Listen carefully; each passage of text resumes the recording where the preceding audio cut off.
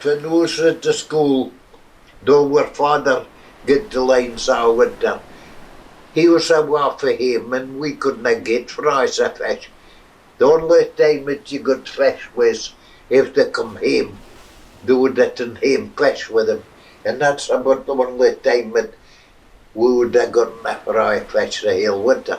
Sometimes they would send some skate home with a shift the full clays, you see, because the fish was dried, you see, and they were fine and dry and all that. They were like boards. I skate and that. Used to throw the skate and that in them on the clay. But otherwise, you had to wait till they come home with the boat before you got fish. I wasn't money to be made. It was just a case of you get out for a living. Again, you wasn't out for big money. It was a living you was out for. When I started, as I say, it was just a case of getting out to make a living. All the old fishwives in this village dry what they called calls. That was big seas. They called them calls. I can mind the calls, but younger men than me wouldn't mind on them drying calls. But I just can mind because my grandmother did it on the braes down there. Out to the country with creels on their backs, you know. And it was mainly barter, I can assure you that.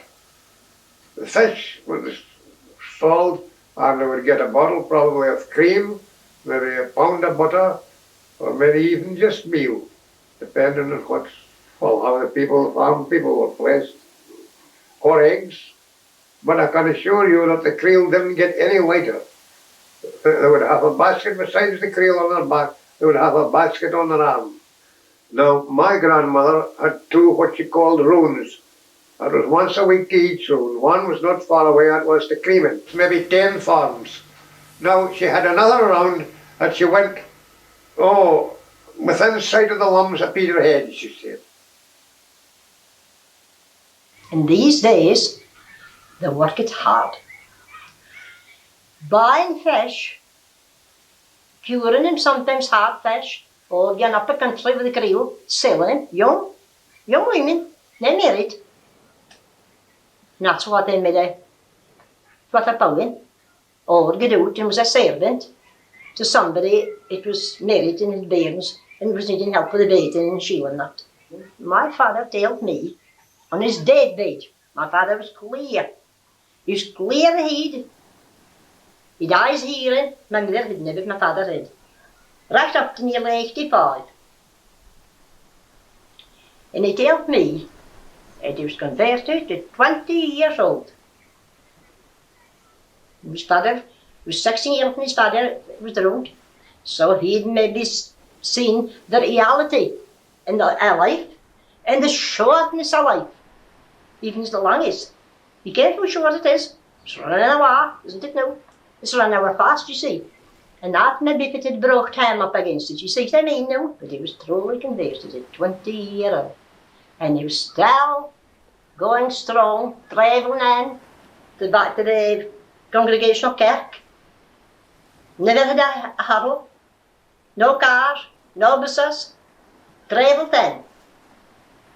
5 miles every day, every Sunday morning. And fit I came on a Sunday morning as a bairn was my father rising to take a fire, singing out to him. Numbers as the stars as the sands on the seashore. numberless as the sands of the sea. What a joy it will be, over lands and coast to sea, numberless as the sands of the shore.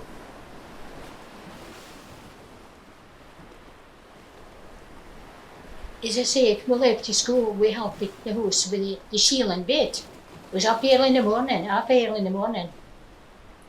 And then, when the boats come in, we hit the rail lines. And then they would be on well on pole to dry. Then next day, they were ready doing again, ready for the next day again, for the bait lines again. But I had to help some folk again, well, we say into somebody's house helping him if they're no wheel.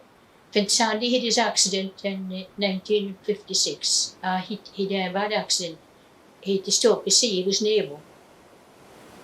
To cover everything up, but to protect him from the rough salt in the knife.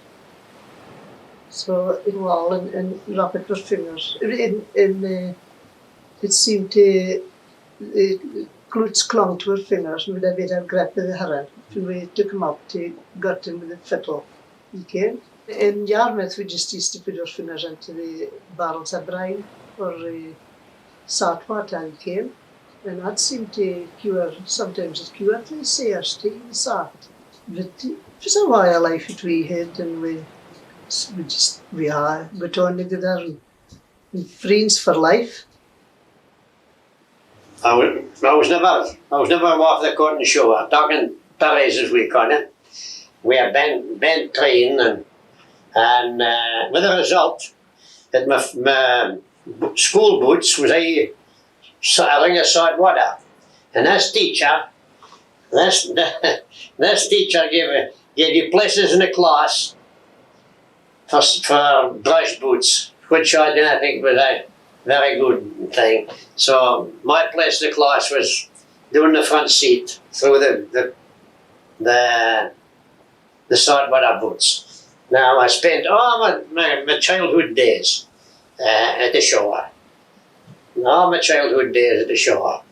And so much, once mine have been, and usually we were brought up, you see, to respect Sunday and the Sunday school, but this time I'd been a bit on the side, and I was catching berries on a Sunday. So when I went up the house, my father says, "Oh, well, he said, did you ken anything about Sunday fishing?" I says, "Oh, aye." I says, Englishman's fishing on Sunday, don't they? He says, "I think there's some Scotchmen." And I was a Scotchman. When you left school at 14 years old, there were two choices: either go to sea or go to be a farm servant. Naturally, being in the seaside, you went at the harbour side, you went to the sea. You started in a small rowing boat with cord nets and creels, full of deficiencies for Fraserburgh, Yarmouth, West Coast to the Ireland, across to Ireland, back up the West Coast, up to Lerwick, and back to Fraserburgh in the month of June. And you just carried on a routine of that as long as you were able to come to sea.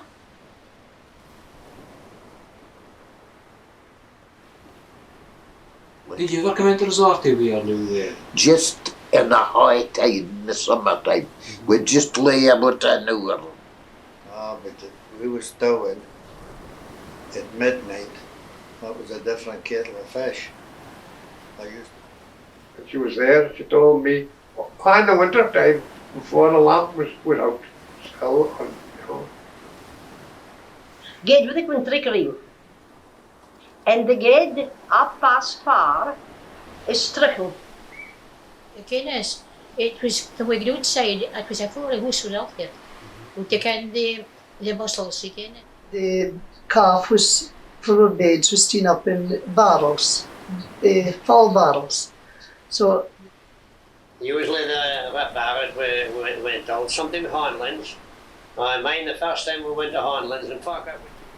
First of the year, maybe month of May, June, You had the small hair.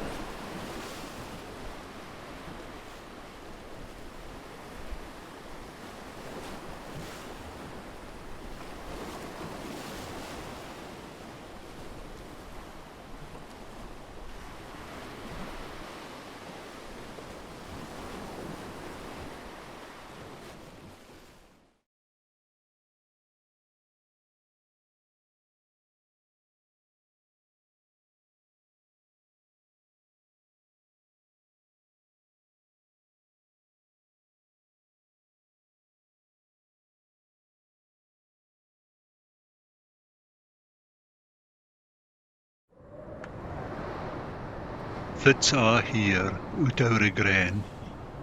Here history hangs about our aes land, its hills down to the sea. Here sea and hills, rich lands and sky, it's as clear it's been compared to cut glass. Here Dan's licht braks our hills and team crafts for folk eens played and fermed and lived and deed. Eens flourishing here like a girse that trampled under foot. But now they're awa, whiles the girse still thrives.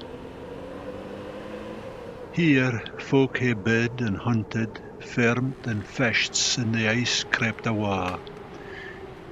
Here, like us, to share its riches, its wealth, its hairst of crops and of beasts of fodder and of mate. A footh Athen folk myth want. Mine, there's folk who said that its greatest treasures is the licht. Even more so up here, for that licht changes files from minute to minute. Up here, for bare powed braes conduct their age-old dance with empty skies abeen. It racks theirselves Ootowre land ablow. A shining crystal ever-changing, aye the same, that speaks of fits aye been, and foo it'll be here aye biding, still and on in permanence compared with the hurried folk that pass by a blow, their shadows flickering. Here's Ootterlands now, I set to lee girse with sheep hefted antalt. Here, calm waters reflect the sky, and us reflecting on it. Here, sundown stages its nichtly divert. A play an aye lang act on a stage for the leading actor is the licht. In spite of the forgathered bourach of the darkening drama, the sun's last licht hangs its trailing glory o'er Athen, making it glow while low whiles the sky is skyrit with clear, fight licht, skinkling and glistering and glinting in its opalescent veil of gauze-like clouds. Here's woods, dense with leaves, for licht blinks through like wind-tossed flowers. And aye down there on a land aneath, it's dappled with beasts of parks bredden, and a road is throng with game and gamies aye. Here, this soil is rich with nature's store. Rivers too, for finny wetlands steer and rise. No Ootowre grain, a hearse is in, and wagons alonin, our gang of wise turn about, coping barley, oats, wheat and rye, frae dawning to dusk, working hard, like worker bees illumin cornloft fells. And still in aye the licht huds court our Athen ere a blow, its changes playing o'er it a' here till that it comes to face itself at last down by upon its mirror image in the sea. It's here, out by the satins there, forever there, ayont the lands, the sea. It's such round your lugs, your head, it's sat taste in your mou, our lapping shores, whiles it lies dreaming o' the wind. Here, The land huds out its rocky nib in challenge to the sea that shapes it. It's calm a seashore looks a day, files rumpled sandflats shimmer sun-bricht, overlapped by a wash of wavering licht. Wind whispers to the shuffling waves, that rustle quiet like at the shingle's edge, where sea snores and mumbles at the rocks. Fits here Ootowre grain, Athen, your heart micht hae a notion of.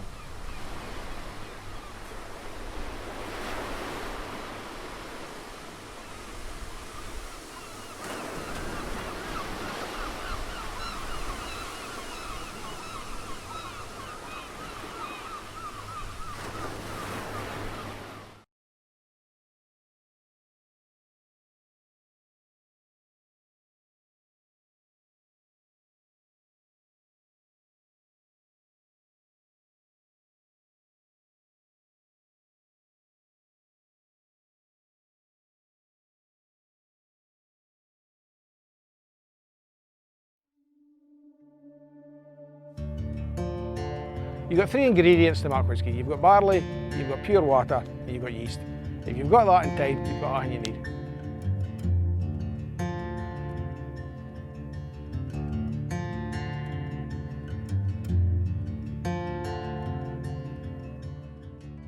Northeast of Scotland's a great area for barley. The climate is just, it's well suited to it. The land, when we come to sowing it in the springtime, we've got nice cool mornings and that, then when it gets in, the crop gets well established.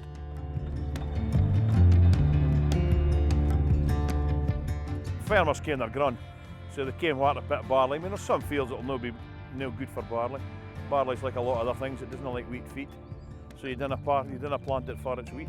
When you see a bottle of whisky on the shelf, you just ken it that could have come from your field, and it's come from scratch, for the dung for the back end of a coo, and being ground, and then final product in that bottle. Of course, you take a bit of pride in it. It's a Scottish product, and we've grown it from scratch, and then we're just drinking it to put back into the ground.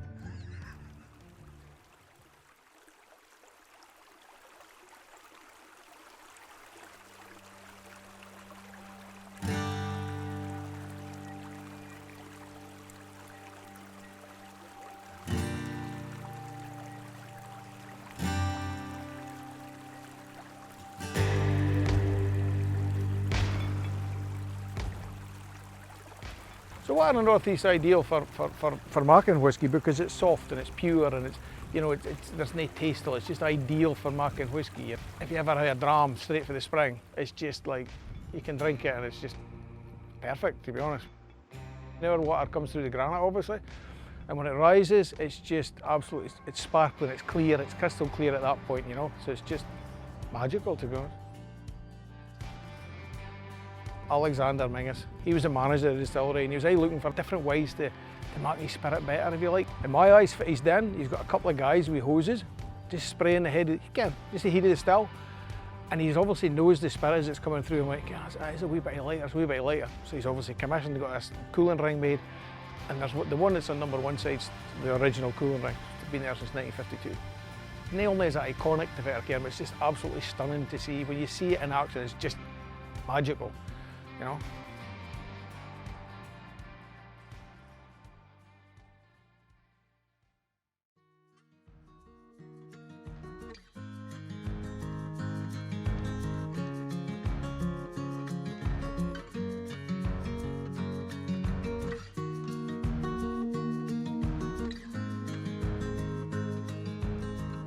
I mean, I got married in half a long ago, and it was sealed with a quaich, which was used for holding whisky and drinking it. So that's what we used to celebrate marriage. And so again, takes you back to what Abdi did. So you celebrated your deal, you did your deal with whisky. Because you celebrated getting married, you're done and dusted. End of your life was done with whisky.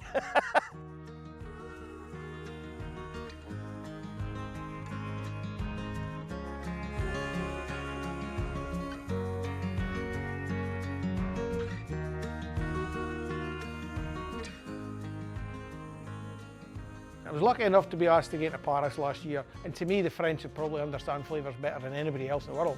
And the appreciation of the Fettercare and Dram was just phenomenal. This product, if you like, that's you know, comes for the glens, comes for the fields, comes for the how the Merns, comes for the soul of where we are living, is being enjoyed all over the world. To see it being enjoyed in Paris at a live event was it was a proud moment for me, to be honest. I mean, I say it lightly, you can be end of life when people's getting buried and that, you always going back here, so you hear the wake, and it's usually toasted to Willie or Tam, whoever it was, it's deed. There you go, a wee to their good health, and it's all done with a dram. So whisky, it's near the be all and end of the world, but my God, up here it plays a massive part in our life.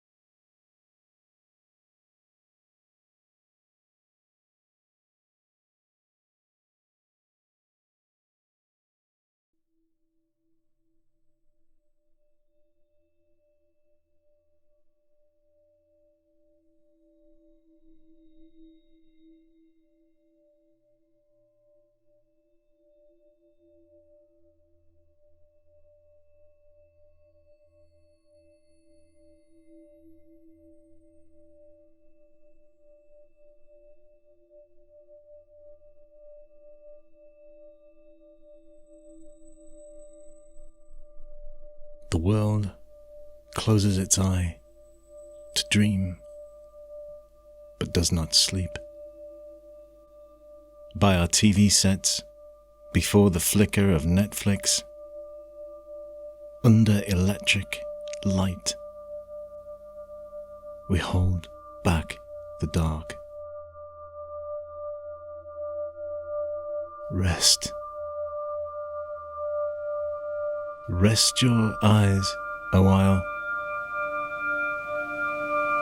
Come close into the body of the kirk and dream out and up toward those old stones.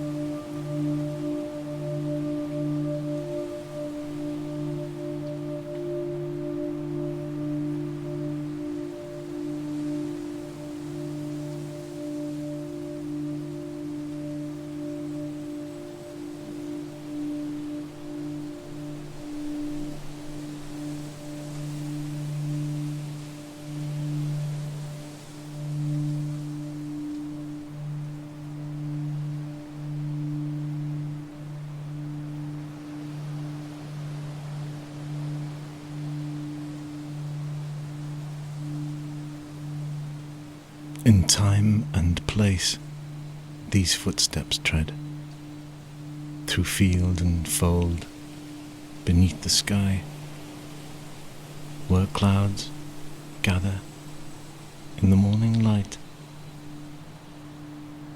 along the trodden ways of the dead, their footsteps laid, as words unsaid, beneath this earth, where now they lie, forgotten loves and wants that sigh, from the long forgotten, crowded dead.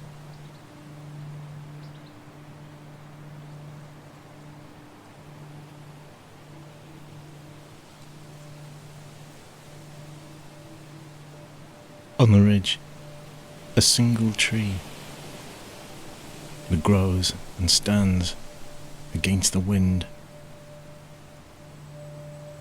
Witness to our uncounted, untold cares, but uncaring leaves no trace to find of witness that remembers me. All love once with us, and so fair.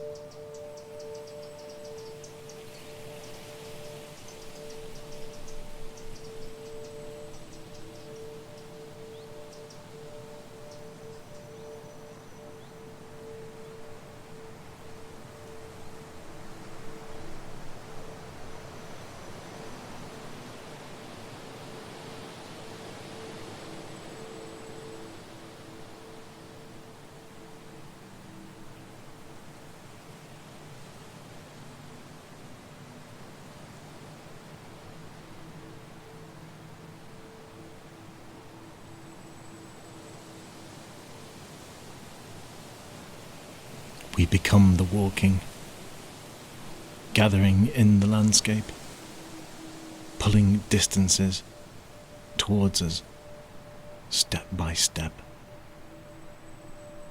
It is as though we are at the centre of things, the world passing through us. Beside the woods, a tree-ringed tumulus casts its long shadows. A stream, hidden from view, bubbles and ripples beyond the wind-bent trees, crowning the rise of a distant hill are the heads of low stones.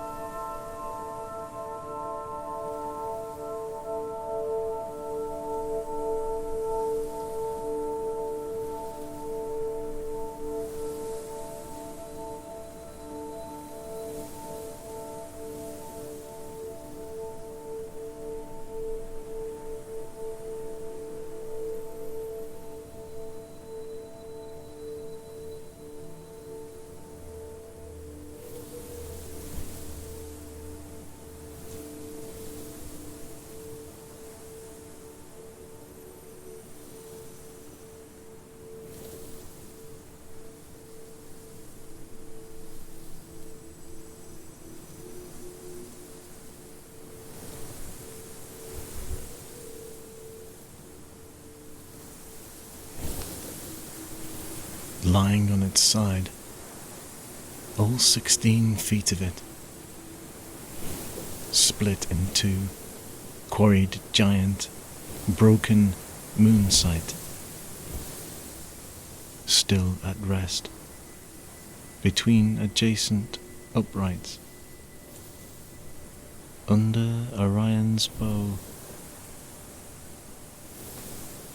Do his hunter's eyes also watch for the silent arc of the southern moon, with the ghosts of these farmers, builders, observators?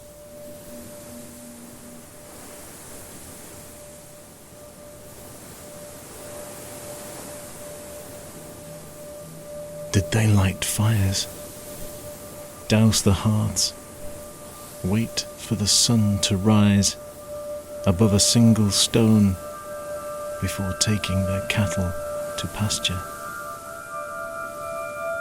Did they prepare a bed for the bridjog, leave food for her to eat, bless each dwelling place